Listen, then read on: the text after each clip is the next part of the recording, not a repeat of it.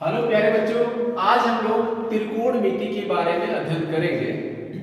देखेंगे त्रिकोणमिति जो होता है क्लास 10 का 8वां चैप्टर है, जो कि यूपी बोर्ड के लिए बहुत इंपॉर्टेंट है। आज सबसे आसान भाषा में आपको इसको समझाएंगे। आज के बाद आपको किसी भी प्रकार की वीडियो देखने की कोई जरूरत नहीं है। देखिएगा, पहले ये जान लेते हैं कि त्रिकोणमिति का उपयोग कहाँ होता है।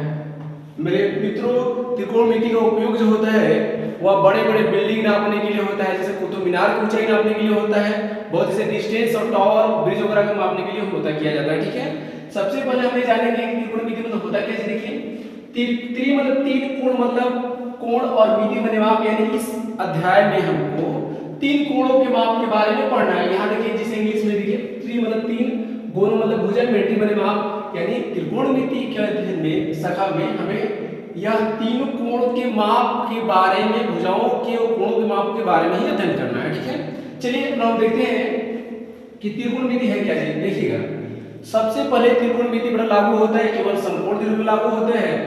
अब हमें जानेंगे कि तीनों भुजाओं का नाम क्या क्या होता है। देखिए, तो फर्स्ट भुजा जो 90 अंश के सामने होता है, 90 अंश के सामने वाले भुजा को किसी भी समकोण त्रिभुज में 90 अंश के सामने वाले भुजा को हम कर्ण कहते हैं। कर्ण सबसे बड़ी भुजा होती है। ओके, यानी 90 अंश के सामने वाले भुजा को हम कर्ण बोलेंगे, याद रखिएगा।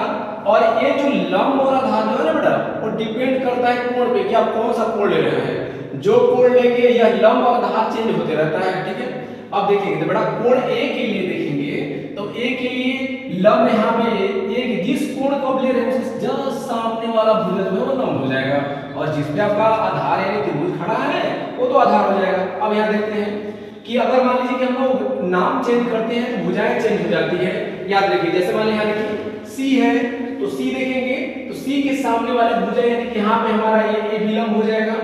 अब ये हमारा जिसमें त्रिभुज खड़ा है उसे आधार बोलेंगे, और जस्ट 90 अंश के सामने वाले भुजा क्या हो गया हमारा एक कर्ण हो जाएगा। ठीक है, अब यह भुजा यानी त्रिभुज यानी तीन भुजा का अनुपात हम देखेंगे, यानी इसका अनुपात इससे देखेंगे, फिर इसका अनुपात इससे देखेंगे, और बेटा फिर इसका अनुपात से देखेंगे, यानी 3 दूना 6। त्रिकोणमिति का अनुपात में 6 अनुपात का काम होता है। देखिए, अब 6 को हम बारी से बारी एक एक करके नाम जानेंगे किसको क्या कहते हैं। सबसे पहले बेटा फर्स्ट आपका हो जाएगा, यहाँ देखिएगा फर्स्ट हो जाएगा इसका, यानी इसका अनुपात से निकालेंगे। जैसे मान लीजिए यहाँ पे आ जाएगा तो उसको बोलेंगे यहाँ साइन ए, इस कोण के लिए लेंगे तो साइन ए, तो साइन ए बराबर होता है लंब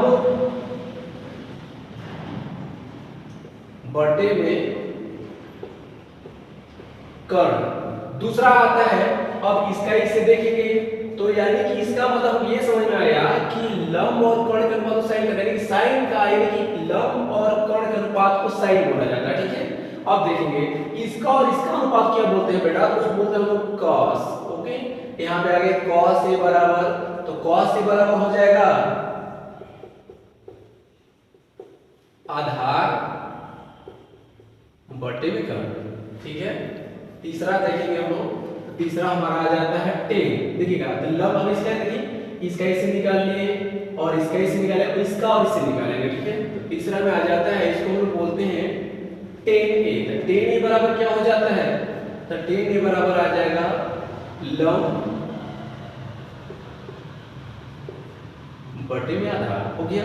अब देखेंगे 3 तो मिल गया बेटा, अब तीनों जैसे इसका पूरा देखेंगे 3 दूना 6 यानी कि 6 हो जाएगा। अब देखेंगे कि इसका जस्ट उल्टा जो होता है उसका नाम चेंज हो जाता है। जैसे हम अनुपात को चेंज करेंगे नाम हमारा चेंज हो जाएगा। तो देखिएगा, जैसे इसको पलट दीजिए तो उसका चौथा नंबर का जो नाम होता है आपका उसको हम लिखेंगे कोसेक। कोसेक ए बराबर होता है कर्ण बटे में लंब, कर्ण बटे में लंब हो जाता है। तीसरा देखिएगा, पांचवा जब मेरा आएगा तो पांचवा एक cos को पलट देंगे, तो cos को पलट देंगे तो हो जाता है sec, तो sec के बराबर आ जाता है कर्ण बटे में आधार हो गया। अब देखेंगे तीसरा है, इसका जो उल्टा हो जाएगा तो उसको हम बोलते हैं cot a। याद रखिएगा, तो cot a इस में हो जाएगा हमारा आधार बटे में लंब। इट मींस इतना मिला जुला के हमें ये समझ में आएगा कि sin cos tan इसका जस्ट उल्टा जो होता है, उलटने पर उसका नाम जो चेंज हो जाता है, तो देखिएगा sin का उल्टा बेटा कोसेक हो जाएगा। यदि sin थीटा बराबर लंब बटे कर्ण होता है तो कोसेक थीटा बराबर कर्ण बटे लंब हो जाएगा, और cos थीटा बराबर आधार बटे कर्ण होता है तो sec थीटा बराबर कर्ण बटे आधार हो जाएगा, और tan थीटा बराबर लंब बटे आधार होता है तो cot थीटा बराबर आधार बटे लंब हो जाएगा। यानी ये एक दूसरे का भाई है जी, इसका भाई ये है और इसका भाई ये, यानी कि अपोजिट साइड मिलते हैं बेटा। अब इस छह त्रिकोणमिति को, अनुपात को हम एक सरल भाषा में देखेंगे, प्रतीक के माध्यम से याद कर लेते हैं। देखिएगा यहाँ पे हम लिखेंगे यहाँ देखिएगा लाल बटे में आइए कक्का, इसके माध्यम से हम निकाल लेंगे छह त्रिकोणमिति का बेटा। सबसे पहले यहाँ लिख लीजिए हम लोग साइन थीटा हो जाएगा, यहाँ हो जाएगा cos थीटा हो जाएगा, और यहाँ हो जाएगा आपका tan थीटा हो जाएगा। ठीक है, अब देखेंगे sin cos tan थीटा, अब इसका sin का उल्टा इधर आइए, अब इसको जानेंगे तो यहाँ पे लिख देंगे हम लोग cosec थीटा, यहाँ पे लिखेंगे sec थीटा, और यहाँ पे लिख देंगे cot थीटा। याद रखिएगा जब sin कहेंगे तो देखिए sin कहेंगे तो sin थीटा इक्वल हो जाएगा लंब बटे कर्ण हो गया। अब cos थीटा यानी कि cos आया तो cos का बने आधार का बने कर्ण हो गया, tan आएगा तो tan थीटा बराबर लंब बटे आधार। अगर इसका उल्टा मतलब लिखना चाहते हैं, इसका अनुपात निकालें कोसेक का, तो बेटा जस्ट इसको पलट दीजिए यानी कक्का बटे लाल हो जाएगा।